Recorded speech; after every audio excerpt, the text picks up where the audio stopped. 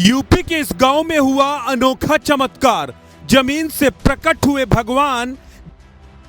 घड़े के अंदर विराजमान थी राधा और कृष्ण की ऐतिहासिक मूर्ति। श्री कृष्ण और मां राधा की सुरक्षा में तैनात था प्राचीन विषैला सांप।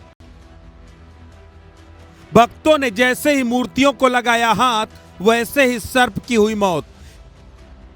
जमीन मालिक भी पड़ गया बीमार, अस्पताल में चल रहा इलाज। सुबह सुबह के वक्त कोहरे की चादर से गंगा का इलाका ढका हुआ था। ठंड के बीच सड़कों पर वाहन रेंग रहे थे।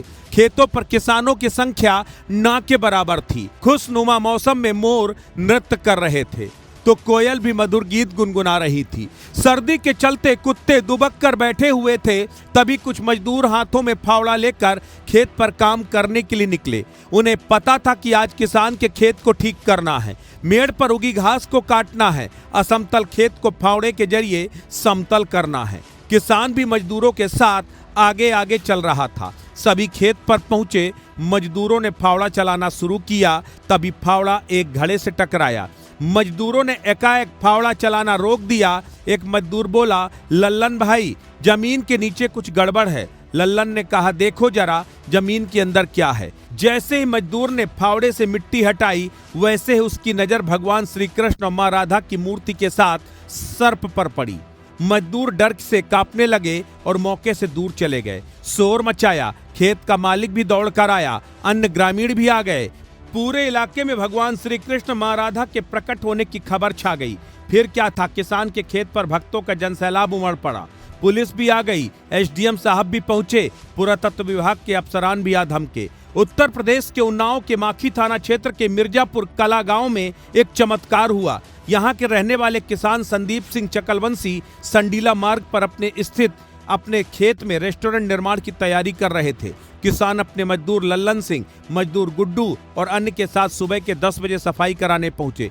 मजदूरों ने जैसे झाड़ियों को साफ करने के लिए फावड़ा चलाना शुरू किया, तभी एक फावड़ा लगते ही पानी का भरा एक मिट्टी का मटका फूट गया। घड़ा टूटते ही उसका हिस्सा छिटक कर दूर जा गिरा। मजदूरों की नजर टूटे घड़े पर पड़ी तो उन्होंने किसान को आवाज देकर बुलाया। किसान ने मजदूरों से बोलकर आसपास की मिट्टी हटवाई तो अंदर से राधा कृष्ण की प्राचीन पीतलनुमा मूर्तियां और संस्कृत में लिखी पूजन विधि वाला एक भोजपत्र बरामद हुआ। मजदूरों ने बताया कि हम मिट्टी हटाने के लिए आगे बढ़े तो नीचे से कुछ आवाज सुनाई दी। तभी हमने मिट्टी हटाते कुछ फावड़ा चलाया जो एक सांप से टकरा गया। सांप को देख हम लोग डर गए। फावड़ा लगने से सांप घायल हो गया। उसे बाहर लेकर आए, लेकिन कुछ देर के बाद उसकी मौत हो गई। सांप को पास से रखकर हम लोग मूर्ति को बाहर निकाला। मजदूरों के कहने पर खेत मालिक मूर्तियों को घर ले गया, लेकिन कुछ ही देर में उसकी तबीयत अचानक खराब हो गई। परिजनों ने इसे अशुभ मानते हुए मूर्तियों को वापस खेत में रखवा दिया। मामले की जानकारी आग की तरह पूरे क्षेत्र में फैल गई। भीड़ बढ़ने की सूचना पर दरोगा अजय कुमार सिंह दल बल के साथ मौके पर पहुंचे और घटनास्थल की जांच की।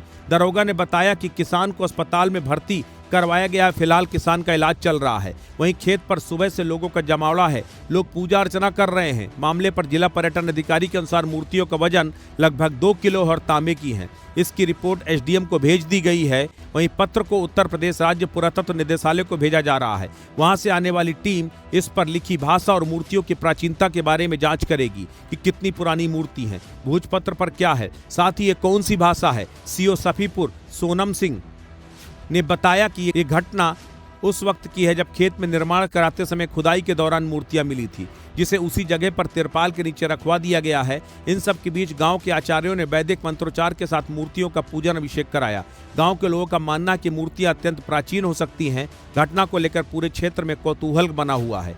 लोग लगातार खेत पर पहुंचकर मूर्तियों को देखने की कोशिश कर रहे हैं। फिलहाल पुलिस मौके पर तैनात है।